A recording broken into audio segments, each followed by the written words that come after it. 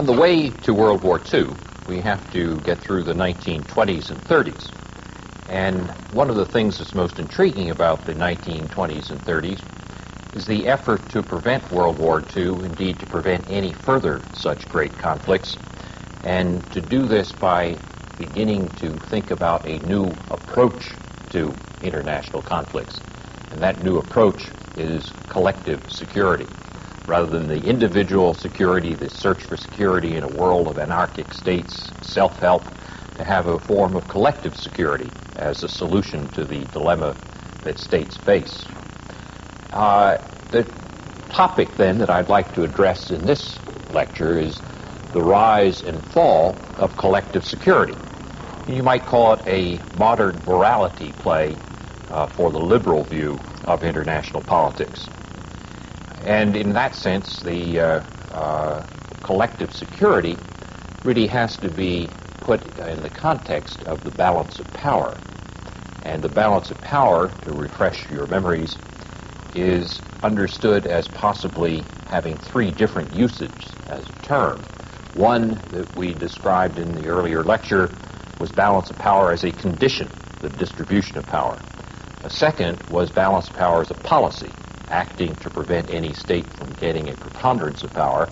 And the third was a particular historical system, the way the multipolar system of the 19th century or the 18th century worked out.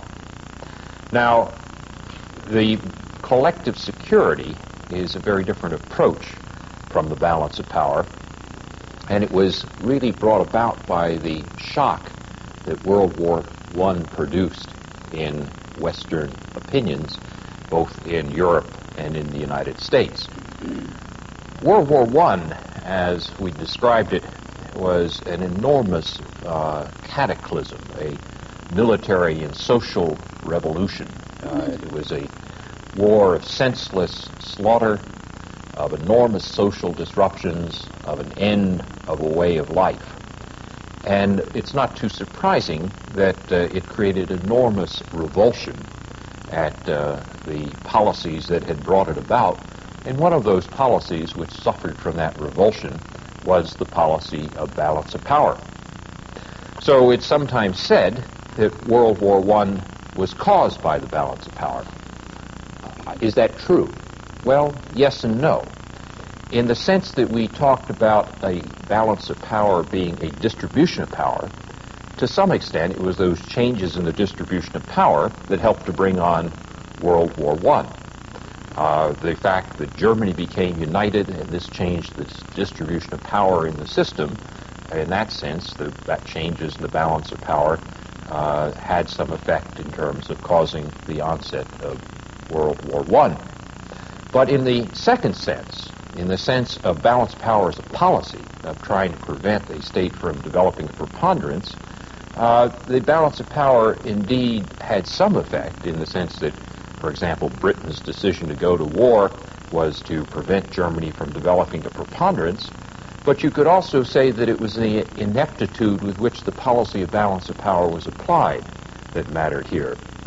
That perhaps if there had been clearer policies earlier on of trying to maintain a balance, it might have prevented war. But in any case, whether that's true or not is beside the point for this particular lecture, because balance of power got blamed. It indeed is the villain of this morality play for liberals of the 19th century type.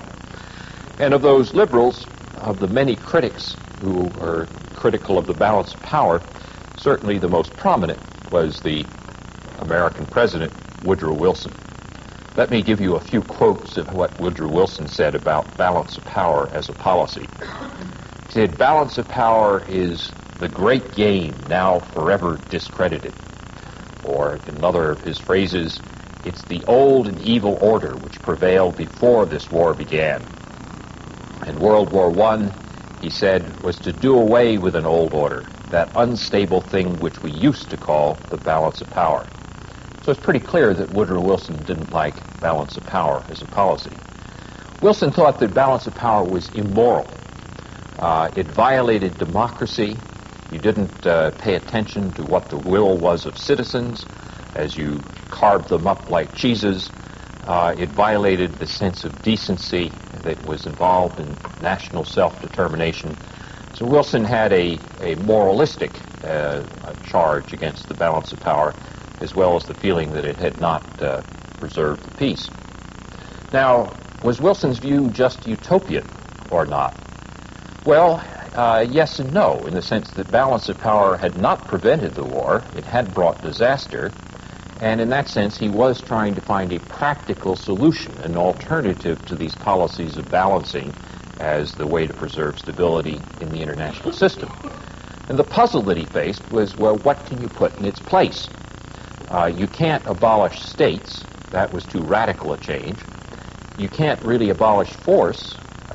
So what could you do in a sense of trying to find a device to solve this security dilemma that states have?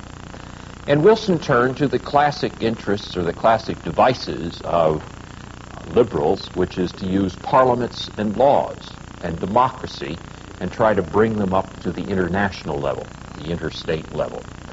In that sense, the idea that Wilson had was that liberal democracy would make the world safe. Now, this was best expressed, perhaps, in the idea of developing a League of Nations, which Wilson launched in the 14th point of the 14 points that he enunciated in January 1918 to explain America's entry into World War I and American objectives. And the 14th point read as follows: a general association of nations must be formed under specific covenants for the purpose of affording mutual guarantees of political independence and territorial integrity to great and small states alike. So in Wilson's view, mere agreements wouldn't do. It wasn't just that you promised never to go to war. You had to organize as well. And you would rely on moral force, but you wouldn't rely only on moral force. You would also organize military force and as a backup for that. And you would make security a collective responsibility of all states, not just of an alliance system. So the doctrine of collective security system really had three major parts to it. One is that you would create an alliance of the good. In other words, states which were opposed to aggression would form an alliance against any aggressor. And that was to be then a coalition of all states against an aggressor. The second point was that everybody had to participate, so that all states would agree to band together against any aggressor. And third, related to the other 2 points, is the idea that peace was indivisible. You couldn't say, well, that war is too far away, or it's over there somewhere, it's not my concern. Peace was indivisible in a sense, in the biblical sense, we are all our brother's keepers. Now, how would you do something like this? Well, you would do it by 3 steps. The first thing is to make aggression illegal. In other words, you outlaw offensive war. Nobody can go to war for offensive reasons. Second is you would deter aggression. Any state that might be tempted to disobey that outlawing of offensive war, you deter them by having a coalition of all the non-aggressive states. If everybody pledged to aid any victim anywhere, that would deter anybody from going to war in an aggressive form. If for some reason that still didn't work and deterrence failed, the third step was if aggression occurs, all the states would agree to put sanctions on to punish the aggressor. So that essentially make aggression illegal, deter it by a coalition of all the non-aggressive states, and if that deterrence fails, all agree to punish the aggressor. That's the concept of collective security. Now, there's some similarities of that approach to security to the idea of balance of power.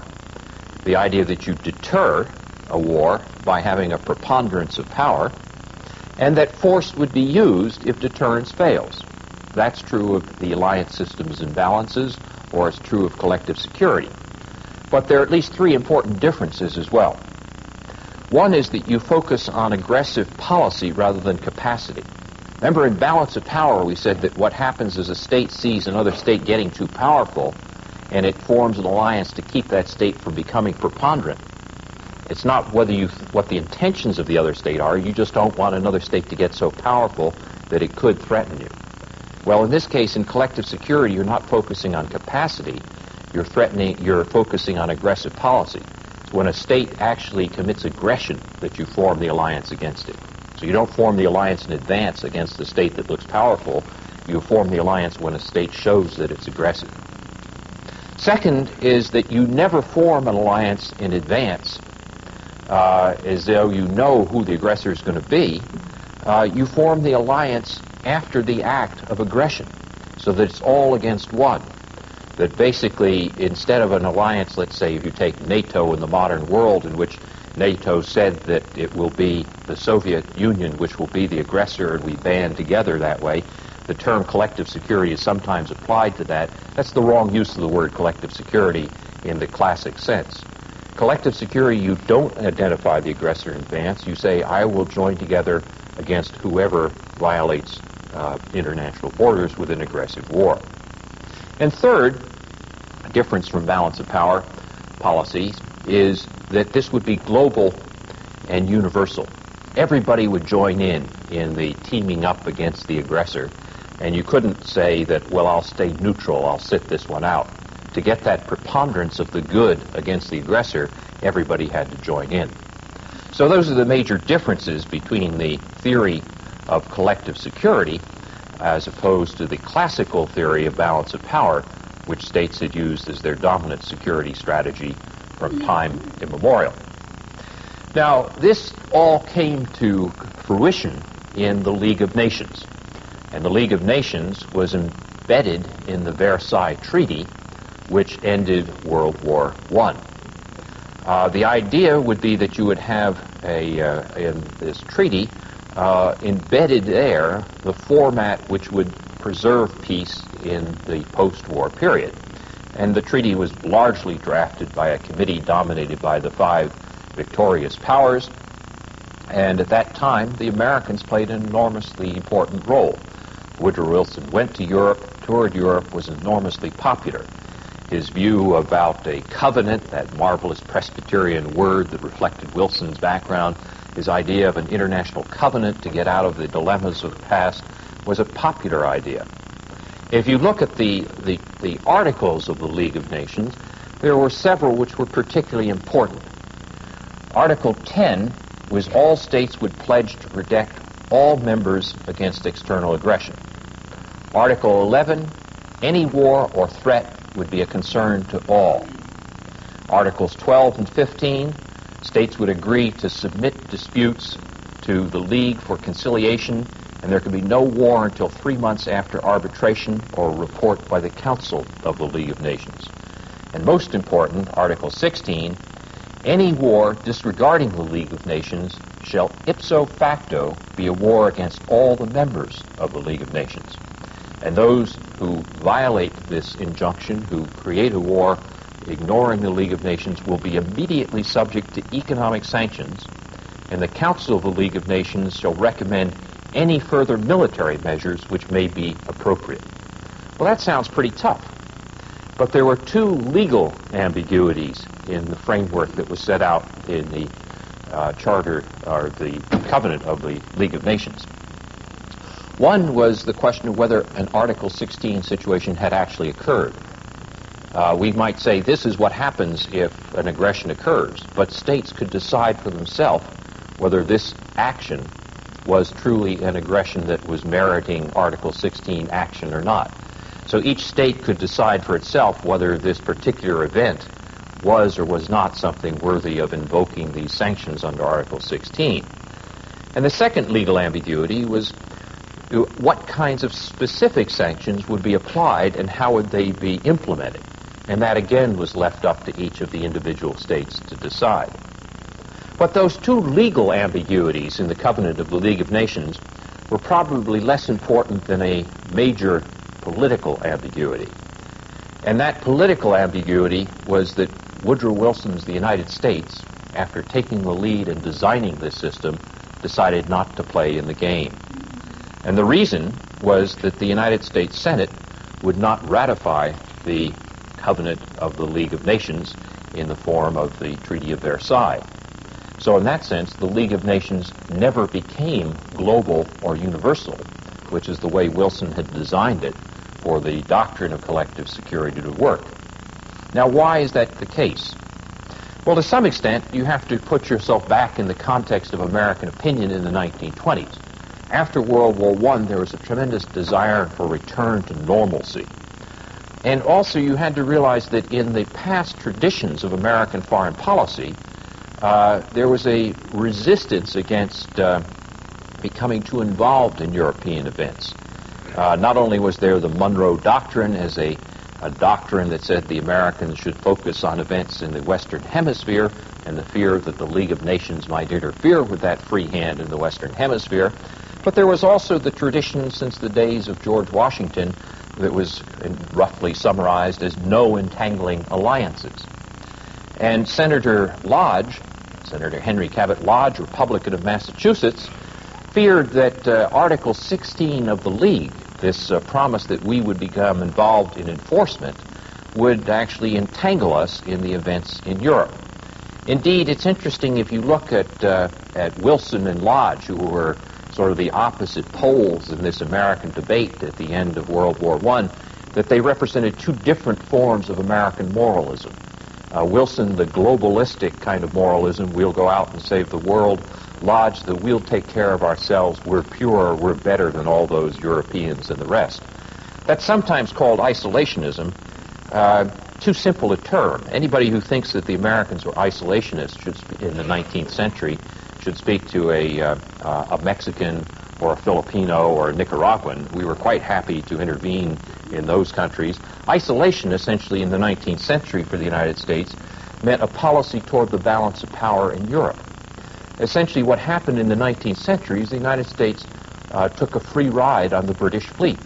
As long as the British controlled the seas and prevented anybody else from going over and mucking about in the Western Hemisphere, the Americans could be very moralistic about not being involved and entangled in the European balance of power. So in that sense, isolationism was that we were better than those Europeans over there. We didn't get involved in those things, and we would take care of things over here in our own better way. In that sense, it really is an attitude toward Europe and the balance of power in Europe, and this is what I mean when I say that Lodge and Wilson each represented a different form of American moralism in attitudes toward international politics. But the net result of all this was that a key actor in this morality play of how could you put international politics on a different basis, a key actor refuses to play its role. Now, despite this, in the early years of the League of Nations, things were not as bad as they might have been. In other words, if we look at how the play played out, we could say that it was a tragedy in 4 acts, but that the first act of the play and the second act were not all that bad. In the early years, from 1920 to 1924, the League got off to a somewhat shaky start. The first meeting of the League of Nations occurred in Geneva in 1920, and at this point it might help to introduce the other actors in terms of this morality play. And let's look at France. French reaction in the aftermath of World War I was an absolute fixation on Germany. And what the French wanted more than anything else was a military guarantee that the Germans could never attack them again. It's not too surprising. In some ways, you can think of it as a little bit like a kid who was losing a fight with the big kid next door, and it's saved by a distant cousin from across the sea who comes over and helps them, and then goes home. And the big kid is lying flat. The kid next door is lying flat, but the cousin has gone way far away. And the French look and they say, I think that big kid is going to get up again. And my cousin has gone very far away. And so it's not too surprising that the French looked at Article 16 and the League of Nations and all these guarantees, and they said, we want something more than that. We're not quite willing to trust that we can put international politics on a new basis. So the French turned to the British, and they pressed the British for guarantees of a military sort, including military preparations. In other words, a classical balance of power alliance against Germany. The British resisted. The British said, no, this is against the spirit of collective security. This is not what we are going to agree to in the post-war period. And look at the situation on the continent of Europe. You French are now the strongest. The Germans have been devastated by this war. You French are the strongest, even on balance of power terms, in terms of allying with the weak against the strong. We shouldn't be allying with you against the Germans. The Germans are now weaker. And what's more, said the British, we need to reintegrate Germany. We should treat Germany the way the Congress of Vienna treated France back in 1815. Bring them back into the system, sort of reincorporate them. Don't try to keep them down or flat on their back. By this time, the war passions in Britain had dampened, and Britain still had a channel, which was some water. The French didn't, between them and Germany. Now, the French response was essentially to say, well, if I can't get alliances in the classical form from the British, I'll get them from whoever I can. The Americans have gone home. The Russians are now preoccupied with communism. Who is there? Well, they form an alliance with Belgium, next door. They form an alliance with Poland, which has now been reborn in the aftermath of World War I, having been carved up by balance of power politics in the late 18th century. And it forms a little entente, which is an alliance with Yugoslavia, Czechoslovakia, and Romania, states that have been formed out of the remnants of the Austro-Hungarian Empire. The trouble with this French response, this system of alliances, is first of all that it was against the spirit of collective security, and second that the states that the French were making alliances with were a bunch of weak reeds, not very strong to rest on. Poland was on bad terms with all its neighbors, and in any case was no substitute for the Russians, who had been ostracized from the international system as a result of their Bolshevik revolution. And the Entente successors to Austria in the Balkans were quite unstable states in their own right and not always on good terms with each other.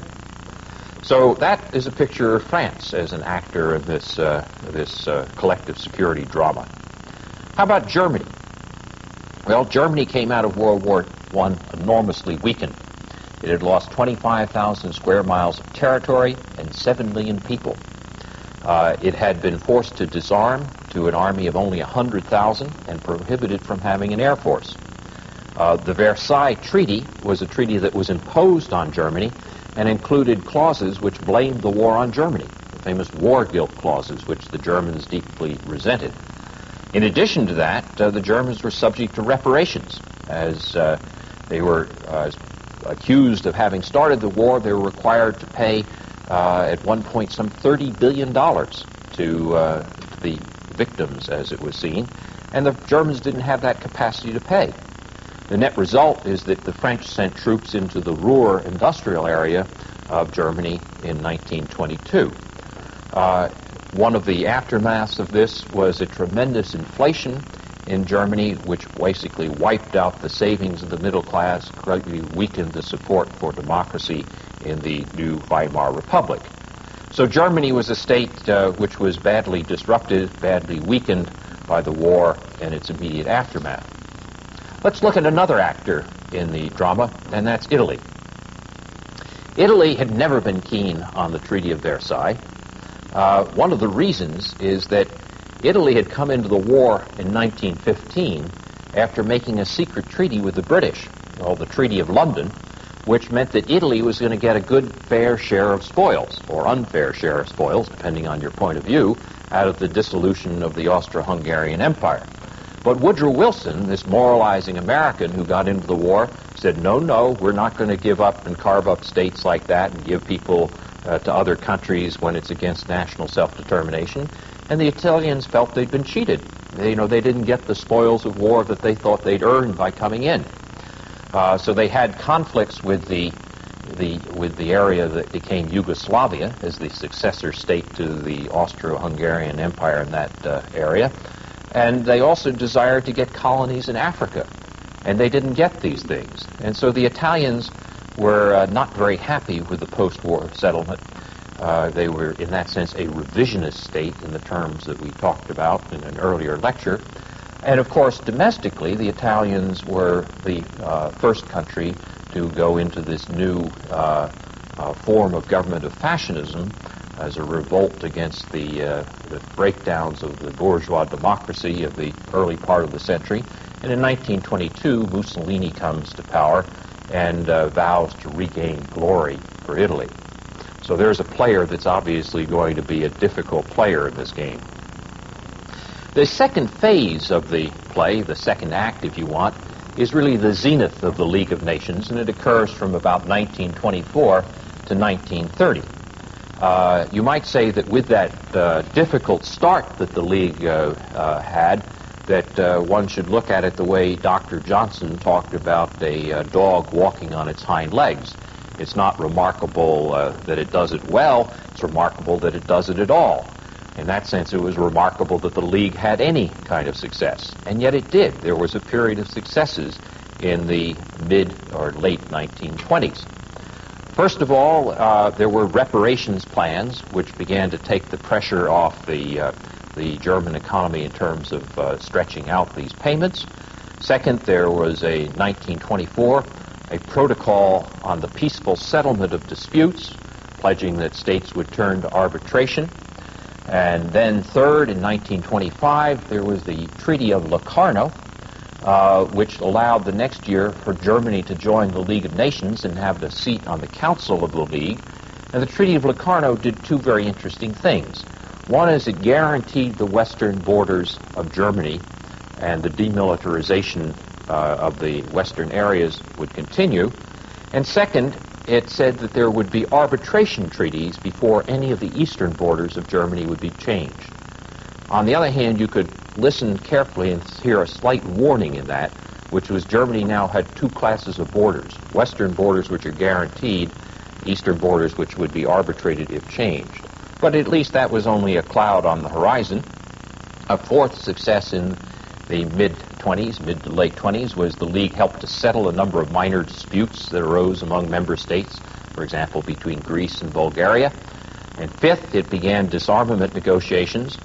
Following the Washington Naval Conference of 1922, the League set up a preparatory commission in 1926 for a conference on global disarmament, which actually finally met in 1932. And this was a period where the Kellogg-Briand Pact was signed between the French and Americans and others in 1928, which, while not part of the League, outlawed all war. And that tended to reinforce this feeling that the League system would be workable. And finally, the League became something of a diplomatic center in Geneva.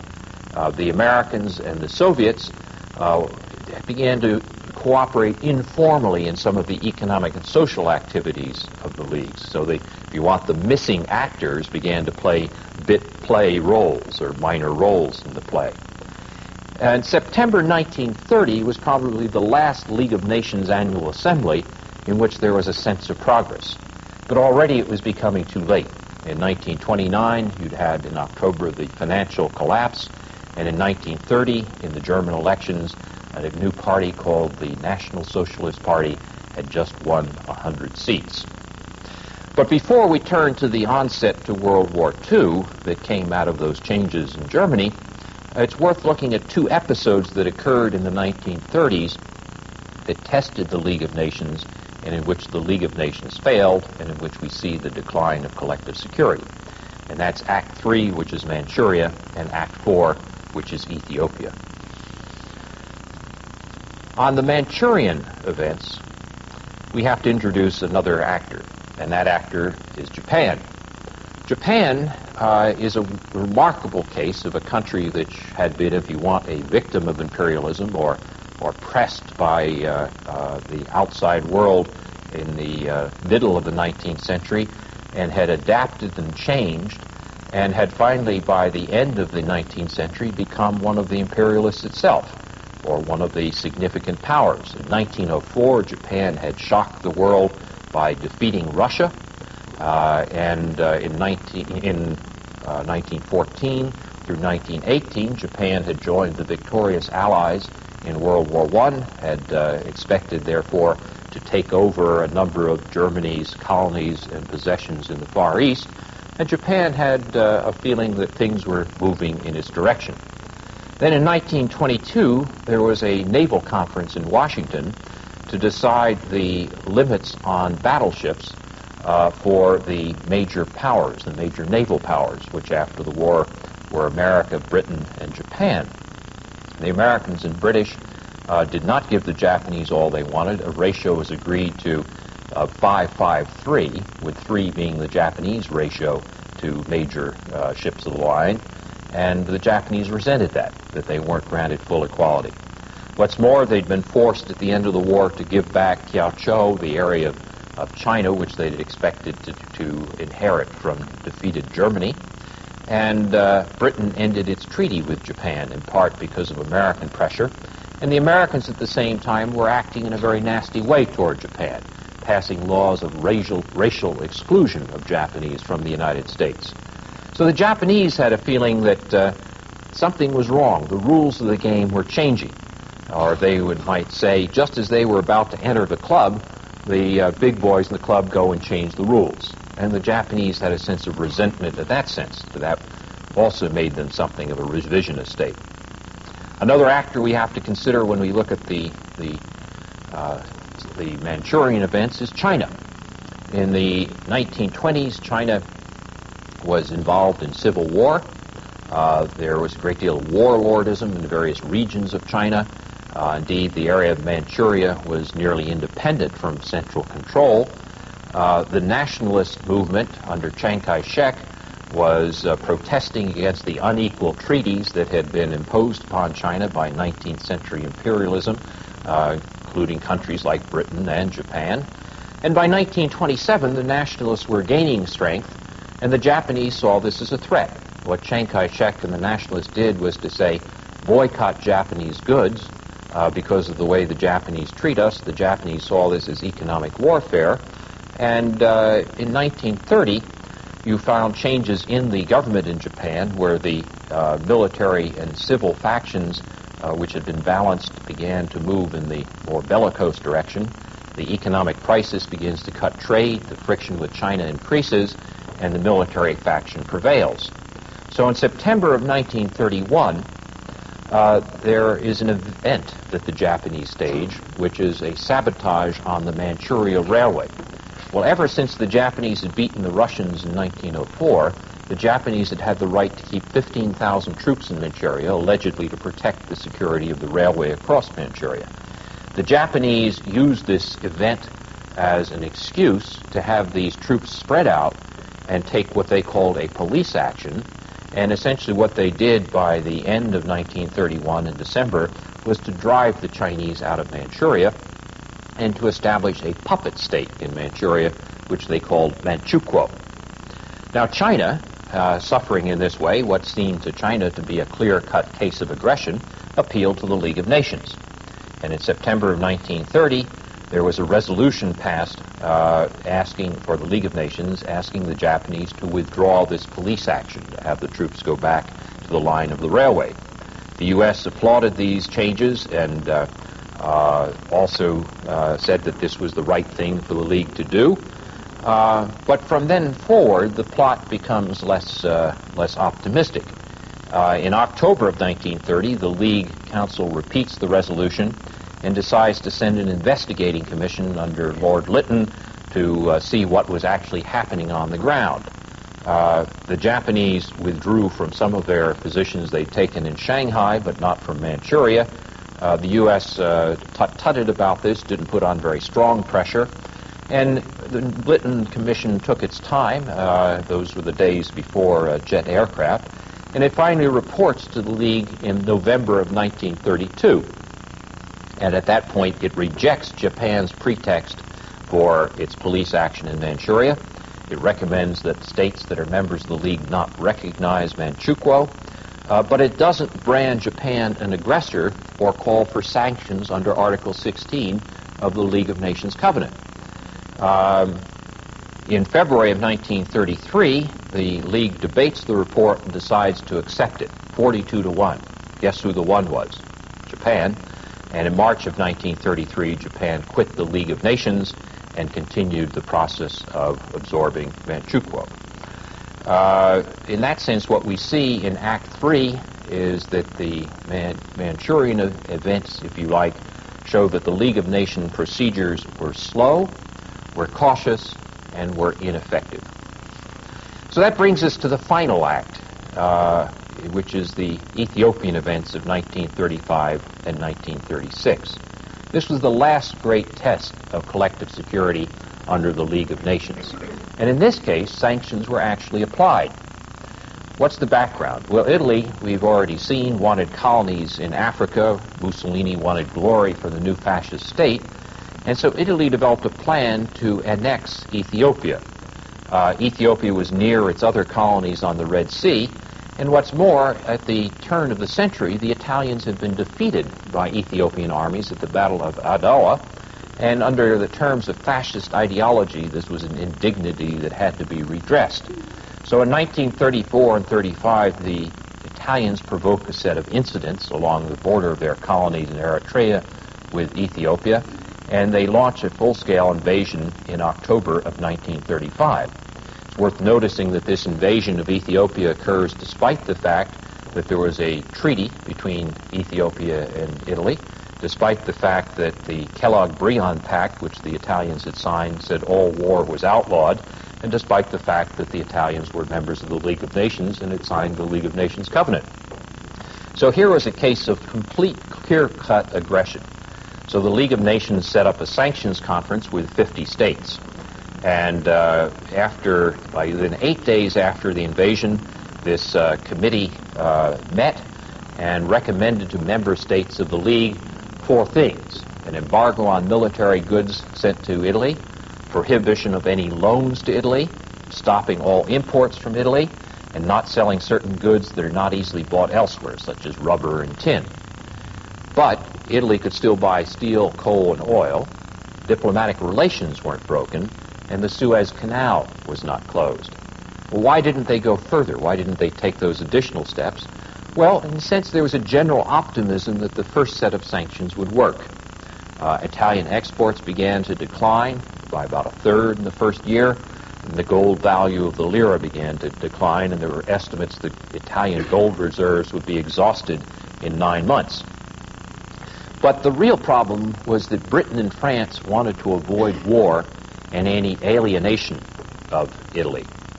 In 1934, when it looked like Hitler was going to put pressure on Austria, Italy moved troops to the Brenner Pass to, in a sense, show Hitler that this would not be acceptable in traditional balance of power terms.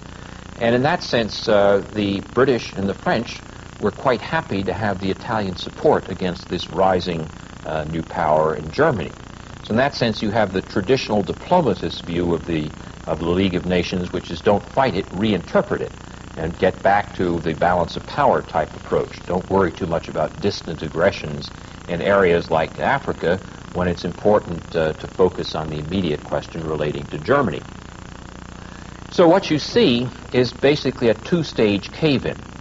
The British and the French begin to get cold feet about sanctions. Mussolini threatens to attack the Riviera, which scares Laval, the French leader, and Sir Samuel Hoare, the British foreign minister, meets with Laval in December of 1935. They sign what's called the Hoare-Laval Pact for exchange of territory and an economic zone under the League of Nations, basically allowing Italy to get a good chunk of Ethiopia.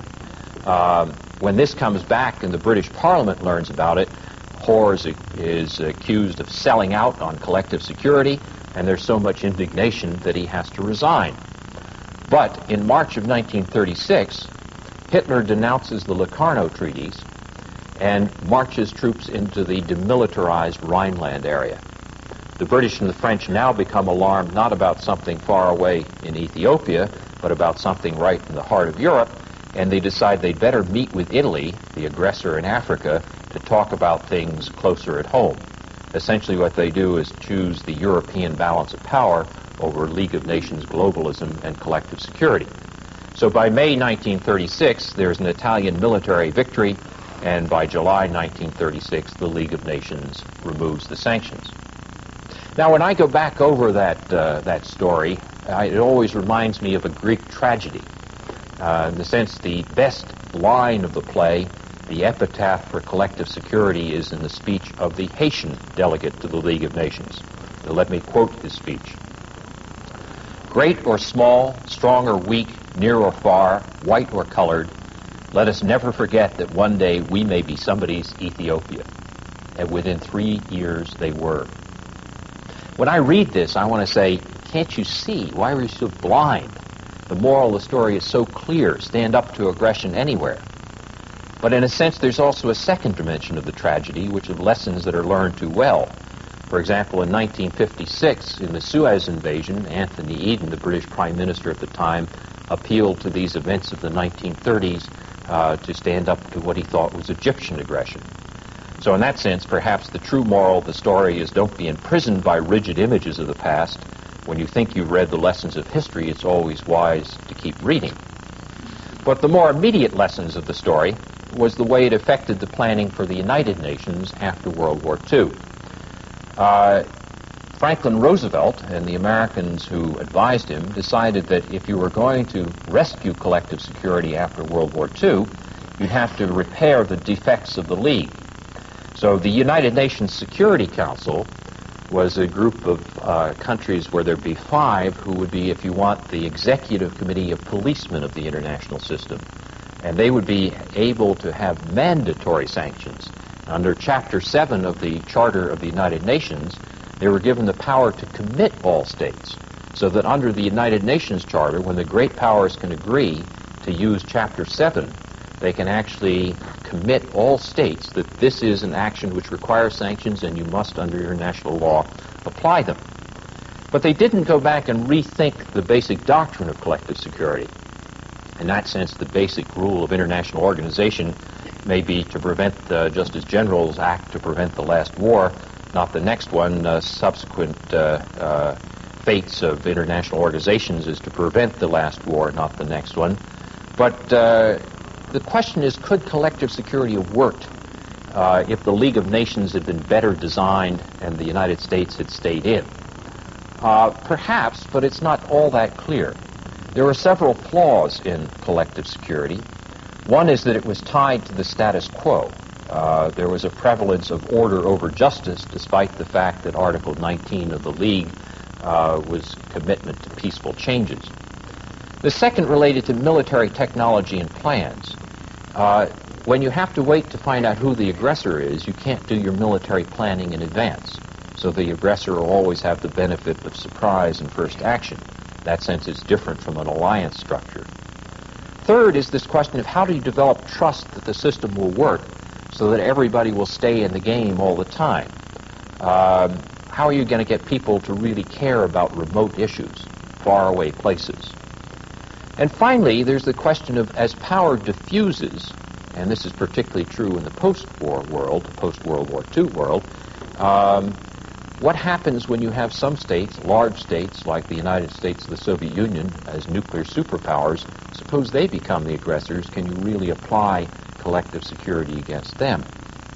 So I think one can say that collective security was a noble idea, an attempt to devise a rational plan for international politics, but alas, its application was an ignoble failure. Still, it's left us with some norms that are of value today. For example, the concept of an indivisibility of the peace and a collective concern of all states against aggression is something that still is a central idea in the United Nations. Now, for 40 years during the Cold War, the United Nations was hamstrung between the division between the within the executive committee of the 5 policemen within the U.S. between the U.S. and the Soviet Union.